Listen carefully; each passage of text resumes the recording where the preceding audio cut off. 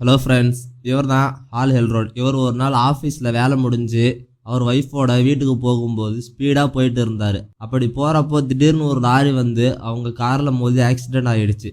அவருக்கு தலையில் அதிகமாக அடிபட்டிருந்ததால் அவரோட பிரெயின் ரொம்ப டேமேஜ் ஆகிடுச்சு. அவருக்கு இடுப்புலையும் ரொம்ப அதிகமாக அடிபட்டிருந்ததால் அவரால் இனிமேல் நடக்க முடியாதுன்னு டாக்டர் சொல்லிட்டாங்க. அவர் ஃப்ரெண்ட் ஜான் அவரை பார்க்க வந்தார். அவர் எல்ரோட் கிட்ட இப்போ எப்படி இருக்குது, பெயின் குறைஞ்சுதான்னு விசாரிச்சுக்கிட்டு இருந்தார். இவர் இப்படி சொல்லிக்கிட்டே கொஞ்சம் கொஞ்சமாக நடக்க ட்ரை பண்ணுன்னு சொன்னார். கான்ஃபிடென்ட்டாக இருக்க செல்ஃப் ஹெல்ப் புக்ஸ் படின்னு சொன்னார். எல்ரோடும் சரி ட்ரை பண்ணலான்னு நிறைய செல்ஃப் ஹெல்ப் புக்ஸை ரீட் பண்ண ஸ்டார்ட் பண்ணார். அவர் அப்படி பண்ணுறப்போ எல்லா சக்ஸஸ்ஃபுல் பீப்புளும் அவங்க எழுந்ததும் டெய்லி அவங்களுக்குன்னு ஒரு மார்னிங் ரொட்டீனை ஃபாலோ பண்ணுறதை அவர் கண்டுபிடிச்சார். அவர் இதை கண்டுபிடிச்சதும் அவர் ஒரு 6 ஹேபிட்டை அவரோட மார்னிங் ரொட்டீனாக ஃபாலோ பண்ணார். அதுக்கு மிராக்கிள் மார்னிங்னு பேரும் வச்சார். அந்த ரொட்டீன் அவருக்கு நல்ல ரிசல்ட் கொடுத்துச்சு. அதை அவர் ஒரு புக்கை எழுதினா நல்லா இருக்கும்னு எழுதினார். அதுதான் தி மிராக்கிள் மார்னிங். சரி வாங்க அந்த 6 ஹேபிட் என்ன அப்படின்றத பார்க்கலாம். Number 1, meditation. எல்ரோட நம்மளை எழுந்ததும் ஃபர்ஸ்ட் மெடிடேஷன் பண்ண சொல்கிறாரு. இந்த மெடிடேஷன் ஏன் பண்ண சொல்கிறாருன்னா நம்ம மைண்டில் இருந்து தான் எல்லாம் ஸ்டார்ட் ஆகுது. ஸோ அதை நம்ம காமாக வச்சுக்கவும் நெகட்டிவ் தாட்ஸ் அவாய்ட் பண்ணவும் இதை பண்ண சொல்கிறாரு. எல்ரோடு இதை ஃபர்ஸ்ட் டைம் ட்ரை பண்ணுறப்ப கொஞ்சம் வித்தியாசமாக ஃபீல் பண்ணன்னு சொல்கிறாரு.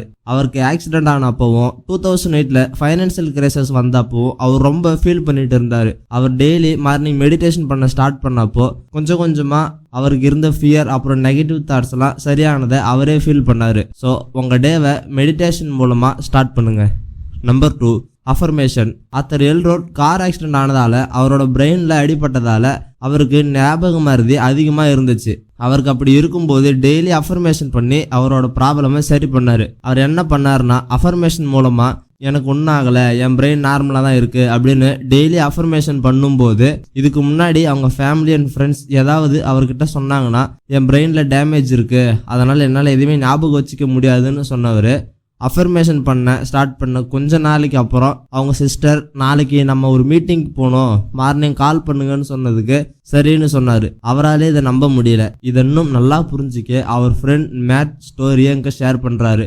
அவர் 5 வீடை ஓன் பண்ணுறாரு. ஒரு நல்ல கம்பெனியில் நிறைய சேலரி வாங்குறாரு.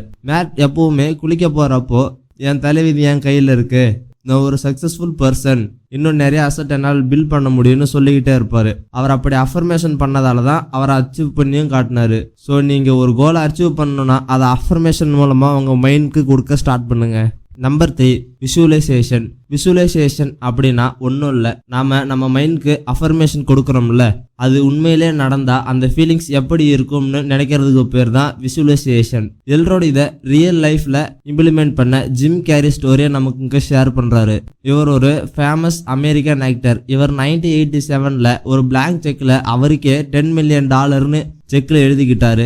அதில் இதையும் எழுதினாரு, இதை நான் 1995 அச்சீவ் பண்ணுவேன்னு எழுதினாரு. இதை அவர் விஷுவலைஸ் பண்ணி ஹார்ட் ஒர்க் பண்ணதால 1994 இவர் நடித்த டேம்பன் ட்ரம் படத்தில் இவர் விஷுவலைஸ் பண்ண மாதிரி $10 மில்லியன் சேலரி வாங்கினாரு. நீங்கள் அச்சீவ் பண்ணணும்னு நினைக்கிற விஷயத்த ஆல்ரெடி அச்சீவ் பண்ண மாதிரி விஷுவலைஸ் பண்ணி அதை அச்சீவ் பண்ணுங்க. Number 4, exercise. எல்ரோல் நம்மளை ஏன் எக்ஸசைஸ் பண்ண சொல்கிறாருன்னா மார்னிங் எழுந்ததும் எக்ஸசைஸ் பண்ணுறப்போ நம்ம பிளட் சர்க்கியூட் அப்புறம் ஹார்ட் பீட் எல்லாம் நல்ல சர்க்குலேஷனில் இருக்கும்னு சொல்கிறாரு. அது மட்டும் இல்லாமல் மென்டல் ஹெல்த் ஃபோக்கஸ்லாம் இன்னும் இம்ப்ரூவ் ஆகும். எக்ஸசைஸ் தான் ஜிம் தான் போகணும், சீக்கிரம் எழுந்திருக்கணும்னு லேசியாக ஃபீல் பண்ணாதீங்க. நீங்கள் உங்கள் பாடிக்கு என்ன எக்ஸசைஸ் கரெக்டாக இருக்கும், உங்களால் எது செய்ய முடியுமோ அதை செய்யுங்க. அது ஒரு சின்ன புஷ்அப்பாக இருந்தாலும் சரி. Number 5, reading. எல்ரோடு மட்டும் இல்லை, இந்த உலகத்தில் இருக்க எல்லா சக்ஸஸ்ஃபுல் பீப்புளும் ரீடிங்கை ஒரு ஹேபிட்டாக தான் வச்சுருக்காங்க. எக்ஸாம்பிளுக்கு சொல்லணும்னா பில் கேட்ஸ், வாரன் பஃபெட் இவங்களாம் ஒரு நாளைக்கு 8 to 10 hours ரீடிங் மட்டும் ஸ்பெண்ட் பண்ணுறாங்க. இதை பற்றி ஒரு ஃபேமஸ் கோட் கூட இருக்கும், all successful peoples are readers, all readers are successful. நீங்கள் புக் படிக்கிறது மூலமாக அவங்களோட மைண்ட் செட், தாட்ஸ் இதெல்லாம் நீங்கள் லேர்ன் பண்ணலாம். எக்ஸாம்பிளுக்கு சொல்லணும்னா மணி மைண்ட் செட்க்கு rich dad poor dad, the secret of millionaire mind, the psychology of money. People மேனேஜ்மெண்ட்க்கு டேல் கார்னெகியோட how to win friends and influence people. இந்த மாதிரி உங்களுக்கு எந்த விஷயம் தெரிஞ்சுக்கணும்னாலும் அது ரிலேட்டடான புக் படிக்கிறப்போ உங்களால் இன்னும் நாலேஜ் கெயின் பண்ணி உங்கள் சக்ஸஸை ஃபாஸ்ட்டாக அச்சீவ் பண்ண முடியும். அட்லீஸ்ட் ஒரு நாளைக்கு 10 பேஜாவது படிக்க ட்ரை பண்ணுங்க. Number 6, scribing. ஸ்கிரைபிங்னா ஒன்றும் இல்லை, நீங்கள் டெய்லி என்ன செய்கிறீங்க என்ன செய்ய போகிறீங்கன்னு எழுதி வச்சு அதை ட்ராக் பண்ணுறது தான் ஸ்கிரைபிங். இந்த ஸ்கிரைபிங் உங்கள் ஹெல்த், வெல்த், ஃபைனான்ஸ், கோல் இதெல்லாம் எந்த கண்டிஷனில் இருக்குது, இதிலிருந்து நம்ம எங்கே போகணும்னு நினைக்கிறோமோ அதுக்கான ஆக்ஷன் என்ன அப்படின்றது ஸ்கிரைப் மூலமாக ட்ராக் பண்ணுறப்போ நம்ம கோல்ஸை அச்சீவ் பண்ணுறதுக்கு எந்த ஒரு கன்ஃபியூஸ் அண்ட் டிஸ்ட்ராக்ஷன்ஸ் இல்லாமல் ஒர்க் பண்ண முடியும். இதெல்லாம் இந்த புக்கில் தான் படித்து சொல்லியிருக்கேன். இந்த புக் லிங்க் வேணும்னா கீழே டிஸ்கிரிப்ஷனில் இருக்குது, அங்கேருந்து நீங்கள் வாங்கிக்கலாம். இந்த வீடியோவை உங்கள் ஃபேமிலி அண்ட் ஃப்ரெண்ட்ஸுக்கு ஷேர் பண்ணுங்கள். மறக்காமல் சேனலை சப்ஸ்கிரைப் பண்ணி பக்கத்தில் இருக்க பெல் ஐக்கானை கிளிக் பண்ணிக்கோங்க. லாஸ்ட்டாக thanks for investing your time friends.